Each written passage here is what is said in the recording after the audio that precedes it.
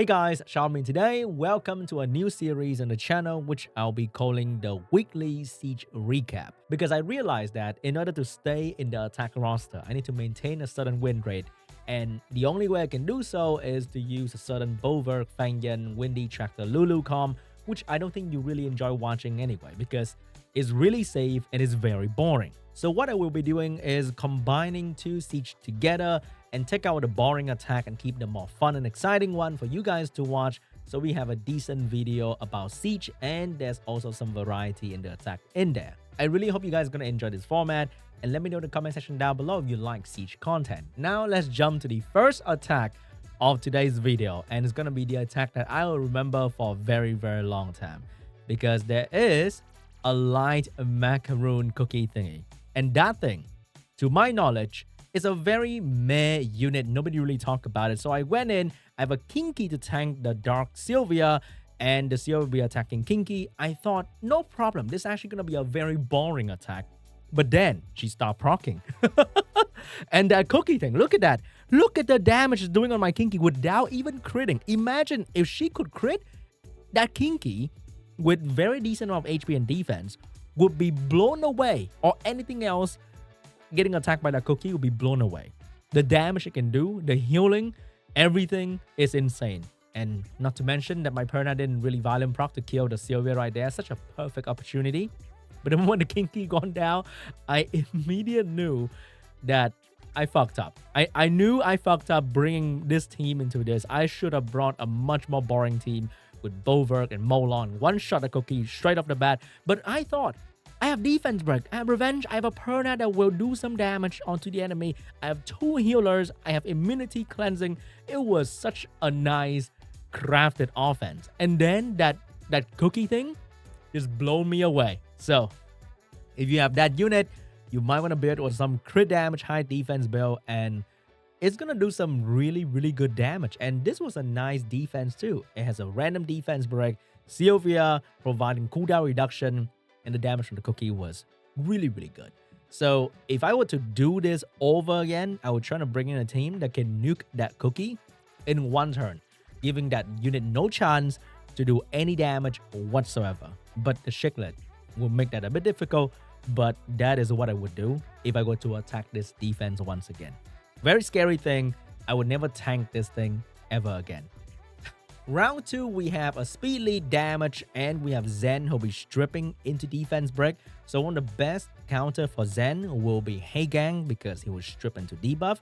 And if you cleanse the debuff, Heigang is going to boost the entire team hella attack bar, and this is going to give me a very nice advantage. So we go in, he's going to do the thing, he's going to strip, I cleanse the debuff, I give my team so much attack bar, I strip the enemy from their will, and then I start putting down dots. The Dark Cassandra has been popping up on defense in every single siege that I have been because she has a speed lead. She can do a very nice ignore defense hit if you don't debuff her properly. And she's just really scary. But the thing is, if you can tank that hit without attack buff, I think she could do about maximum 30k at best. So if you can tank a 30k hit, you will not die to her that easily. So in this team, everyone is nicely tanky, and then we have a nice counter for Zen, so it shouldn't be a problem. I dot them up, they'll die slowly to the dot, and there's really nothing to worry about. This is probably one of my best Guild War offense team beside the very obvious Boverk, Molong, Fangyan com. This com is really good. I bring it in almost every turn 1 strip defense because it's just really safe. So if you have Louise, if you have Heigang, you have Rika, just do it against any Zen and you will probably never lose. Next up, we have a very interesting unit on defense here. Doan. Usually I see her in RTA, but now she's on defense as well. And her skill 3 can be very challenging to manage. So one of the better way to deal with her, instead of resetting her skill like how you do in RTA, is to use shield on your unit. So the answer will be Josephine, because Josephine can counter the other 2 units on the field as well, being Clara and Camilla. They'll provide their CC, and I have shield up all the time. So I have Josephine right there.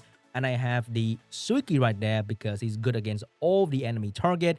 He can do great damage, defense break, and self-sustain. So after I kill the Doan, then this game is going to be in the bag. So here comes the strip and the stun. We've got the shield going. I'll be using Josephine to control the Doan. And unfortunately, Josephine is not exactly very good against Camilla because you're going to crit Camilla all the time. So you can't CC her properly. But Suki is really good here because you can build Suki with 0 speed when you use it with the Leo. So you can build Suki very tanky and high damage with like maybe triple attack, for example. And he's going to easily take down the enemy. So even if Doan can put the curse on my unit and I don't have shield on, the Suki can still take down the Doan very, very quickly. And that is also another way to counter Doan is to just kill the Doan straight up so you can get released from the curse. I think they should really buff that and allow the curse to stay even after Doan die, to be honest. But after the Doan is out of the way, Suki can pretty much solo the other 2 unit very, very comfortably. Suki is great. Build 1, 2, 3, build more Suki. So we have another interesting LD5 on defense being the Dark Snake guy. I don't remember what his name was. But in this one, the defense break is coming from a water unit. Even though the stun from the Dark Snake guy is actually random, but the main threat, the defense break, is coming from a water unit. So the common strategy will be having 2 wind unit. Doesn't matter what wind unit you are using, just 2 wind unit, and the damage dealer being wind is very important. And you have a water or fire unit that can tank the defense break for a long duration. So in this situation, we have Dominic and Riley. You can use Wind Panda plus whatever wind unit you want to use, or whatever wind damage dealer you want to use right there, and a wind healer and Arena is going to be perfect. But the random stun from the snake guy is very, very interesting. So now the Manon will always attack the water unit, this time being the water 2A warbear thingy. I've been loving this guy instead of using Rina because Rina is very boring, right? She just stand there, she put a shield on, she does some makeup and whatever for like 30 minutes just like your wife. But this bear, he clap back, which is like fun to watch. He's not as good at tanking like Rina or Camilla, but he clap back and that is funny to watch. I put him on despair, so sometimes he randomly despair people, and that is just so satisfying. And he revive with half his health, and if you manage to heal with the skill 2, he increase his own HP, which is like the only unit in the game that can do that if I'm not wrong. But he's just cool and funny. He might not tank the unit forever, so your damage dealer better carry his own weight as well by killing the Manon. So when the Manon go down, no more defense break and no more damage at all. So pretty much I will just destroy whatever's left on the field with Dominic, and that's pretty much it. And I also got the Guardian skin for Dominic, so I like using some Dominic for my team. Okay, so Dominic is great. Heal block, branding, and ignore defense damage. We're good to go. Next up, we have another similar concept defense here. We have an LD5, we have a strip, and then we have a water defense breaker. So this is belonging to the second siege. We have a Dominic once again with Riley, but this time instead of the free-to-play bear, I'm going to go with the pay-to-win bear that also has a Guardian skin. That's going to be a Belial. You can also use a Belial in your siege defense. I'm trying to mix in other 5-stars so that you can use a bigger variety of unit if you want to. Most of the time, siege is very boring. People like to use the same unit all the time, but to many people, you guys don't have the same unit like people show. So I want to show you that there are some other things that can be used to tank the enemy defense break instead of just using Rina or Camilla, which are very, very safe. There's a reason they are being spammed in offense, because using a Camilla to tank or using a Rina to tank is really good because they can violent prot and kill your Belial that easily. But a Belial can be used too, to tank, to provide some healing. And the moment you kill the enemy defense break, you can, I pretty much auto, I think, after this. I think I hit the auto button and the Dominic would just do the damage and there's nothing that the defense can do. So the stronger defense for this kind of variation is the Theomas, because you can't really tank Theomas that properly. Anything that is not random on defense is usually pretty bad, because the moment I can manage your defense break, then the defense become pretty not that scary anymore. So that's pretty much it. All right, let's do some 4-star attack as well. This time we have Clara, speed lead into Vigor, into the Dark 4-star guy. I can't remember his name. I know I can cleave this because I watched my friend replay. So I put my best Swift set on my Kabila and we're just going to go in and cleave. But if I were a better replay watcher, I would know that there'll be no Will Runes in front of me. I didn't need to run Gemini. I could have run the Dark Cookie guy that I have to defense break better, or Lure for attack by pushback. So I only landed one defense break, which is really, really bad, but good thing we land one despair stun. So the dark threat will only attack my light unit. So if you don't use my Isabel and you use the Wind Assassin, it's going to be the same. But because there's so many Clara, the dark one is a bit more convenient to use. And because the dark threat is only going to attack my light unit, it made the offense very, very safe. Next up, we have the same thing, but we're going to fight a different 4-star defense, being Mihyang Cichlid and another dark threat. And this time, very unlucky, I didn't actually strip any of the wheel rune right there, but because we managed to land the defense back on the Cichlid, we take care of the Cichlid, and the dark unit will attack my light unit. But this guy, in particular, very scary because the Dark Lich can do very good damage, and the moment something dies in the field, he does even more damage, and my 3-star unit could not tank this thing forever. And I think he violent proc right here. Dude, I was so scared because my unit's down, and I don't know if he's gonna revenge me or not, but he was on wheels, so probably gonna not revenge me. And I was so scared that the Gemini is not gonna tank this unit forever, but I managed to stun. I didn't manage to stun as well. But the good thing is Isabel is really, really good, and we managed to take down this one as well. God, but that was really, really scary though. Okay, next up we have an LD5 and Cichlid, a very popular combination nowadays. Everything and Cichlid, okay? The other two units provide the threat, so we have ignore defense damage, and we have a Tian Lang. So I bring in a light tank for the ignore defense damage. If she managed to violent proc turn 1 with attack buff, can be very scary, so I need a light tank right there. If you don't have a Kinky, then the light golem can be a decent light tank for this funny little thing right here, because her attack is a single hit attack, so the light golem can tank that thing for a couple of turns, and the other two units are only here for the damage. So I Velodrew, and somehow the Cichlid managed to take down my Velodrew very, very quickly. Good thing is the Cassandra AI wasn't exactly amazing, so we survive, and Rika is just absolutely insane. If you don't have Rika, then you can also use the Fire Devil Maiden, was that the thing? That can also do the AoE dots and AoE slow and AoE attack by control. That unit can be very much like Rika as well if you use it in this context for the dot damage and the AoE CC. So the light tank took the hit, but because it was kinky, it's gonna be fine. I'm not sure if the light golem is gonna achieve the same success rate because light golem is not kinky, but it was one way for me to deal with the Dark Cassandra. This time, we have another Tian Lang defense with Nikki and Kakarno. So he has strip damage, defense brick, speed lead, everything, cleanse, heal. So right now, the main damage will come from Kakarno one-shot ability, because I don't think the other two LD5 will do a lot of damage turn 1. That's why I brought in 3 water unit to make sure that even if I get stripped and I get defense broken, the Kakarno damage will have a very, very small chance of killing me. I have Nana here as well. And because enemy has a lot of multi-hit, it was a perfect time for Manon to show up on my offense lineup. So Manon will revenge, stun. Manon can also provide defense break for my Mihyang to do even more damage. And I just need to kill 1 unit, and then Nana will make sure that I win this game very, very easily. So defense break setup, Manon on crit damage build, going straight for the kill. God, I love this unit. And bam, 1 unit is gone. And I just need a little bit of good RNG so that Manon can revenge 1 time, and I'm good. And she didn't. Unbelievable.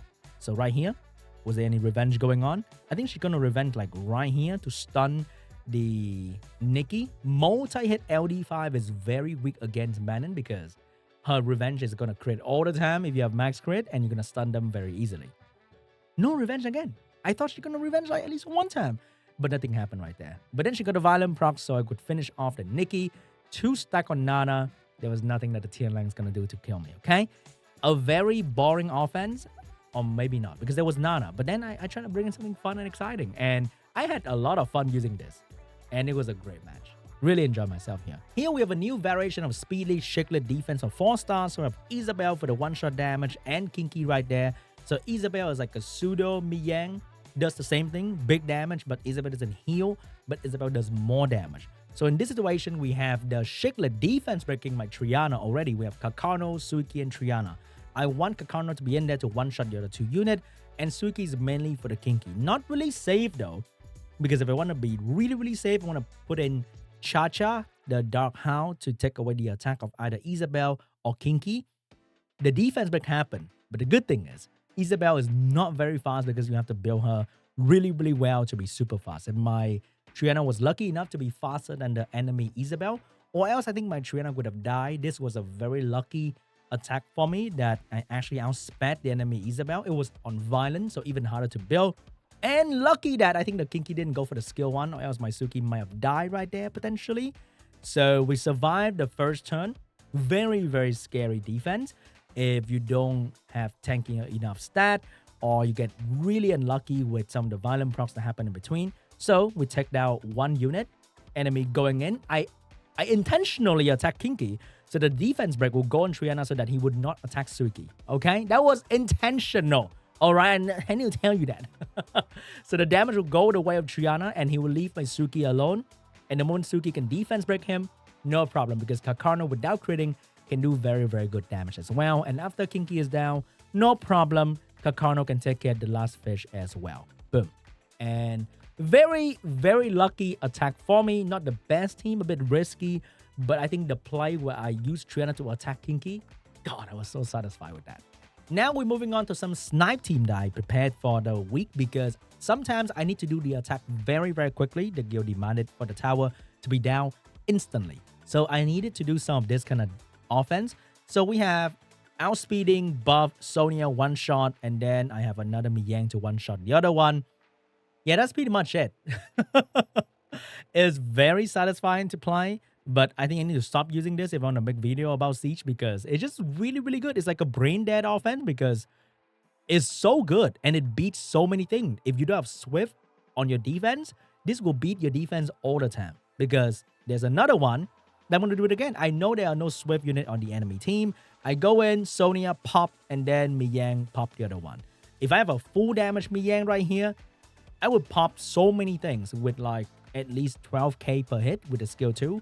With attack and speed buff, and that will kill most of the enemy speed lead that will try to use, like Nephthys, Mihyang, Dark Cassandra, Ciara, whatever nonsense. If I know there are no Swift on the enemy team, this will be used almost instantly, and it will give me the free win probably 99% of the time, because I don't think anyone's gonna build enough counter for this. And now we're back to some 4-star defense. This time we have Faye, Mihyang Cichlid. So here we have a Hwadam to tank the Faye. I was very confident going into this, but then the Faye ignored defense right off the bat, and that made me a little bit scared, not gonna lie.